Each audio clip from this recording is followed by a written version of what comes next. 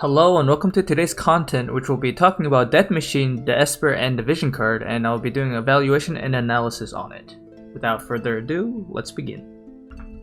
To start off for the info and stats, first off the stats, at max level it has 400 HP, which is very good. It's like, it would be one of the top tier HP Vision cards on the stat alone. It's very good. The attack is 119, which is not bad, it's pretty decent. And magic is only 43, unfortunately not very good, unfortunately. For the unit bestowed effect, it gives up to a max of 10% pierce resistance, which is not bad, it's pretty good. For the party effects, it increases the AoE resistance for your team up to 20%. This is not for like certain elements, it's for literally anyone in your party. This is pretty solid and one of the best like mitigations in the game. For the mono party buff for fire elements, it's going to be critical evasion of 20, which is critical evasion is very arguable in terms of damage. It's definitely nice to have, but it doesn't guarantee anything. So overall, it's not a bad bonus to add on.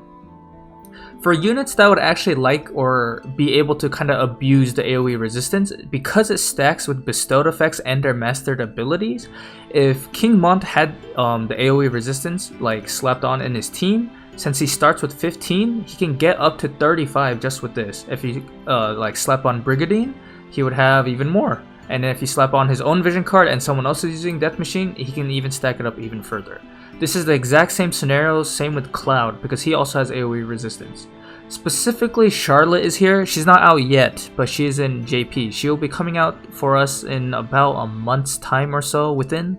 I'll have to double check, but for now, I put her here specifically because not only does she have negative 10 pierce resistance, if she used this vision card because of the bestowed effect, she not only gets 0% neutral now at pierce resistance, she also gains the AoE resistance, which just helps in general. So let's go over the good, the bad, and the worth. First off, the good. Overall, the stats gives you a very high amount of HP, gives you decent attack, and only a small bit of magic for the equip. So it's not that it's completely useless for magic holders, but it's definitely much more suited for people who have are physical damage dealers.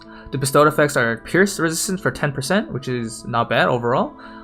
The party effects is focused around the AoE resistance 20%, which is extremely useful, especially right now when a lot of attacks in general, AoE is usually going to be kind of strong in terms of chip damage. The monofire party effects is 20 critical evasion. It's as a bonus, especially with meta units running around right now like King Mont and Rain EX. They are very, very strong. And the main effects are always usable on all units. The AoE resistance is usable for everyone. Does not matter who you are, everyone gets that good amount of AoE resistance, and it's very nice to have to like just slap on in general. Now the bad. The vision card is mostly useful for physical damage dealing users, like I said. It also, because it does not provide any other stats outside of the HP and attack and magic, there is no dex, no luck, no defense, no agility, no spirit, unfortunately. So meaning, as much as it gives you a lot of HP, if you don't have much other stats in terms of defensive, you'll still be hit for a lot of damage. It doesn't really provide any offensive benefits besides just equipping it for a little bit of attack. There's definitely other vision cards if you want more damage to be significantly better, but this is more suited towards a defensive playstyle.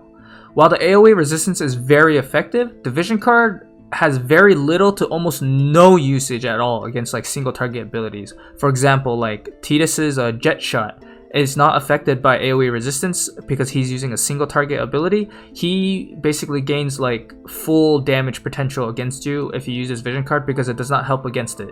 On the other hand, if Tidus uses Taunting Blade, then the AoE resistance here is used. It can be useful basically. And the last part on the bad part is that it's a limited Esper and vision card, meaning you can miss out on it for very large periods of times. Before the Final Fantasy 1 rerun was even announced, or even for JP, we were not sure if we're ever going to be getting it back. Same thing as Demon Wall, we were expecting a rerun sometime, but we don't know when. So everyone with limited vision cards and Espers, it's really hard to decide if you want to pull for them or not in terms of just getting them in general, if you might miss out. And the last part is the worth. For the worth for the Esper and the vision card value, especially mostly for live PvP players, I would say 5 out of 5. Death Machine, when he gets his 3-star Awaken, he gets 25 charm resistance, which is extremely useful just because it helps you in terms of RNG. Mostly when people are using like charm, especially in manual PvP, they're trying to steal heart your units if they have like a unit for that, like Ziza. This helps significantly in terms of RNG. However, you have to keep in mind that it is not guaranteed, because 25% is not enough of a resistance to like resist fully for steal heart, which is the base of 50%.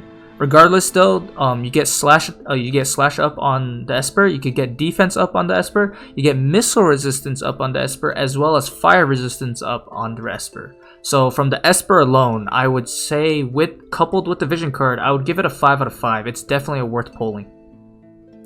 So for the vision card itself, because it's not 4.5 out of 5 and higher, I can't say you have to pull it, but I give it a 4 out of 5 for the vision card alone. The reason why is Too Long Didn't Read. It's an extremely flexible vision card and it has high HP and decent attack, and the AoE resistance is almost always useful in almost all matchups. Even Helena, maybe you don't have enough dark resistance, you don't have enough magic resistance, AoE resistance can be used against her pretty well. Like, to be fair, even on the current guild map I'm using it, and my King Bond only takes like 4k damage from a fully built Helena. 4k is significantly less than to like 8 or 10k damage. It's very useful and definitely usable.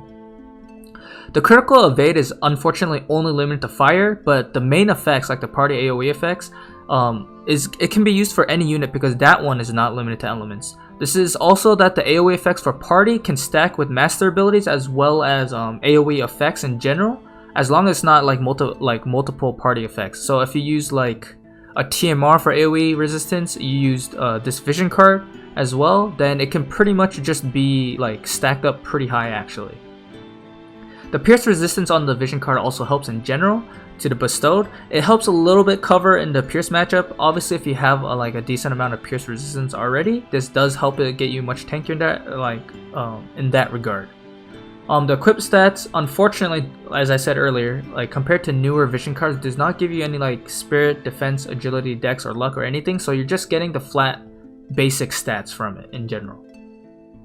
AoE resistance, as I said earlier, it's in its own category of damage mitigations. It's very hard to bypass.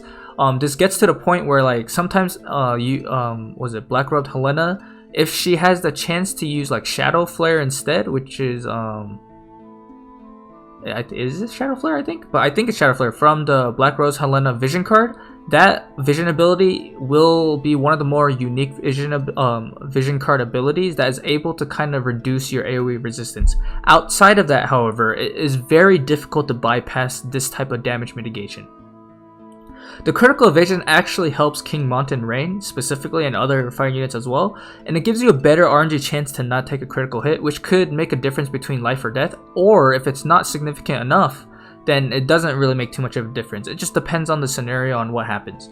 It does, however, does not guarantee you do not get critical hit, but it just helps you in terms of RNG to get critical hit less of the time. Not more or less, sorry. Just less of the time you will be critical hit by enemies.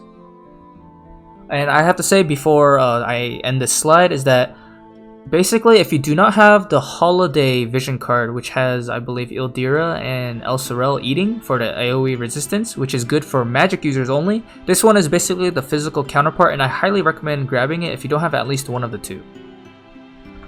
And with that, we arrived to the end of the video. As always, if you liked my little evaluation on Death Machine, please leave a like and subscribe, or even a comment or questions if you have, and I'll try to answer them as much as I can. And until the next video, which should be Warrior of Light and his EX, as well as Celier's the Sweetheart version of her as well, once everything gets translated. And until then, peace out.